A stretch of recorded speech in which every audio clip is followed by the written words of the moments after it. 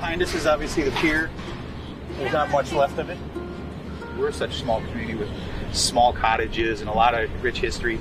A lot of that disappeared. And what it looks like now, it looks like it's still kind of a hot mess, but it's a million miles ahead of where it was 6 to 8 months ago.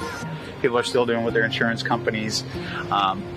When they're ready to come down, they'll come down. There's a lot of paperwork and a lot of process you have to go through to be able to get the money back that you need to be able to rebuild. So that's why you're still seeing some of these. It's not for want, I can tell you that. Sure. Most of homeowners and business owners, they want the building gone. I'm still living in a camper in my driveway like most other people. So it's just taking time. It's, shortage of workers, shortage of product, and as fast as we can get them done, we're getting them done. Well, and speaking with Crowder Golf, who's the contractor that's been picking up, they said they've picked up more debris in this storm than they've ever picked up in the time frame that they've had, 8 months now, almost since they started.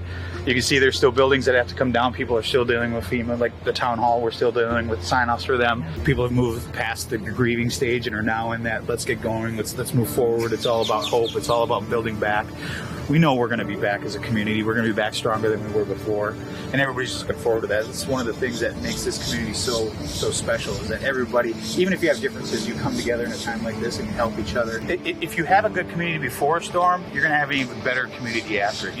It's easy to just pick up and run and take off, and some people have to do that. They have no choice. But the ones that stay, that want to be part of it, and the people that have visited here over the last 30, 40 years that want to come down and help support, just the outcry of donations and people coming down and grabbing a shovel or a rake or helping their neighbors. We're trying to work with everybody the best we can to try to get back as fast as we can so that, this becomes a memory, and hopefully no one ever has to go through this again. Unfortunately, I think that's a reality that we aren't going to be able to avoid. We do live in an area that's prone to hurricanes, so hopefully it doesn't happen to anybody else again, but if it does, we'll certainly be available to help them prepare any way they can, any way we can.